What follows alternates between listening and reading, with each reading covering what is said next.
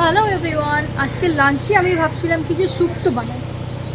তোমরা কি শুক্তো খেয়েছো না শুক্তো খাওনি, বা শুক্তো খেতে ভালো লাগে এমন কেউ থাকলে আমাকে কমেন্ট করে জানিও, ঠিক আছে? চলো তোমাদেরকে দেখাই আমি শুক্তো কীরমভাবে বানাই, ওটা আমার স্টাইলে। মানে তোমরা একবার আমি যেরকম দেখাচ্ছি এরমভাবে একবার শুক্তো বানিয়ে দেখবে।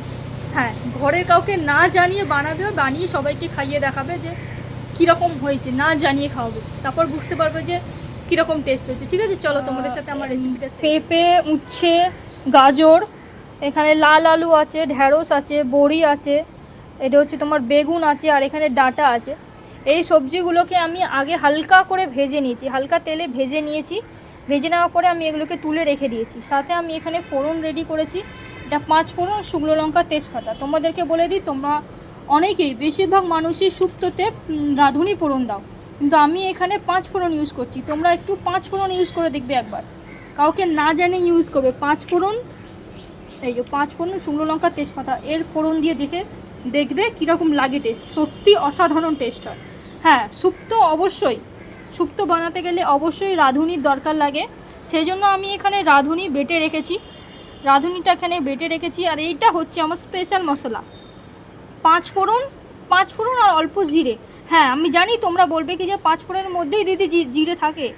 কোনো অসুবিধা নেই, 5 ফোড়নের মধ্যে জিরে থাকে, তাও আমি একটু আলাদা জিরে অ্যাড করবে এর সাথে, ঠিক আছে?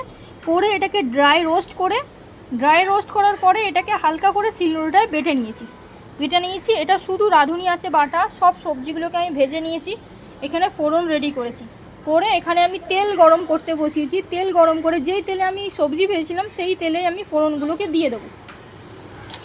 5 ফোড়নটা ভেজে নেওয়ার সময় যখন 5 ফোড়নের একটা মিষ্টি মিষ্টি গন্ধ হয় না, সেই গন্ধটা যখন বেরোবে, এর মধ্যে আমি পেঁপে, গাজর আর ডাঁটাটা আমি এর মধ্যে দিয়ে দেবো। ফোড়নের মধ্যে দিয়ে এটাকে আরেকটুখানি হালকা আঁচে ভেজে নেবো।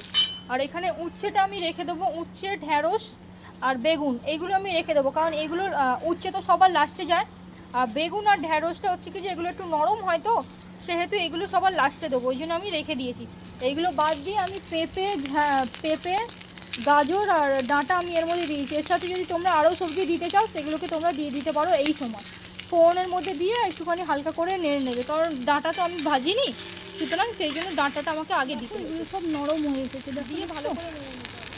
এই দেখো কেটে যাচ্ছে, কেটে যাচ্ছে। নরম হয়ে আসলে কি করব, এতে আমরা একটুখানি মশলা অ্যাড করব।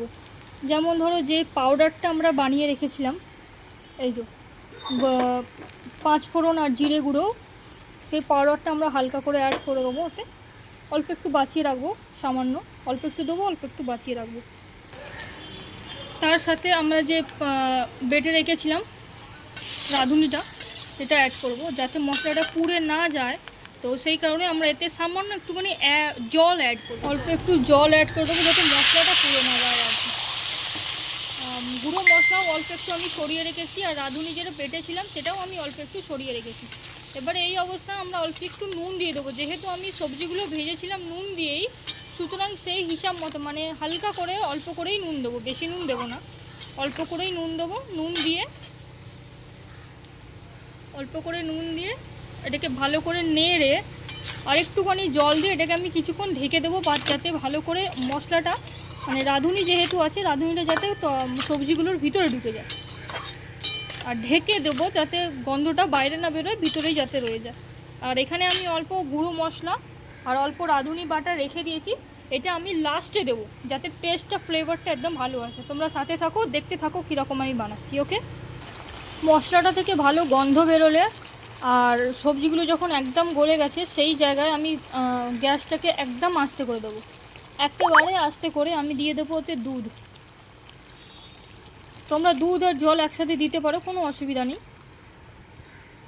দুধ দিয়ে দেবো, এর মধ্যে একটু মানে হালকা করে জলও দিয়ে দেবো, একটু পাতলা হয়ে যাবে।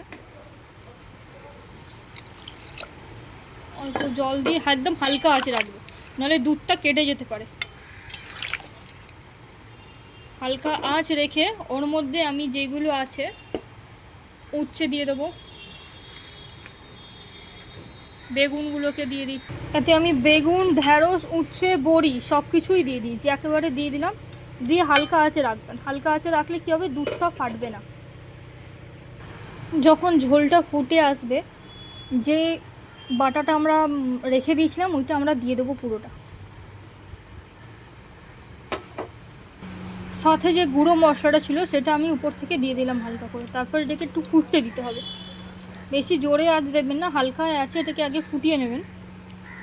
তাতে কি হবে, এই যে লাস্টে যে আমরা ঢ্যাঁড়স বেগুন বড়ি দিলাম সেটাও রসটা টানবে, মানে ঝোলটা টানবে, টেস্ট ওতেও ঢুকবে একটু। বেশি জোরে আঁচে দিলে হবে, বেশি জোরে আঁচ দেবে না, দুধটা কেটে যেতে পারে, সুতরাং হালকা আঁচে দিয়েই এটাকে ভালো করে ফুটে গেছে। আমার দুধটাও কাটেনি, এই দেখো বুঝছো, দুধটাও কাটেনি কিন্তু ভালো করে ফুটেও গেছে, ওই জন্য হালকা আঁচে দুধটা দিতে হয়, বুঝেছো? ভালো করে ফুটে গেলে এটাতে মানে তোমাদের অনুযায়ী যতটা ঝোল তোমরা রাখবে ততটা রেখে এটাকে বন্ধ করে দেবে, ঢেকে বন্ধ করবে যাতে গন্ধটা ভিতরেই থাকে। তো এখানে রেডি আমাদের শুক্তো। কেমন হয়েছে তোমরা বানিয়ে আমাকে ট্যাগ করে জানাবে।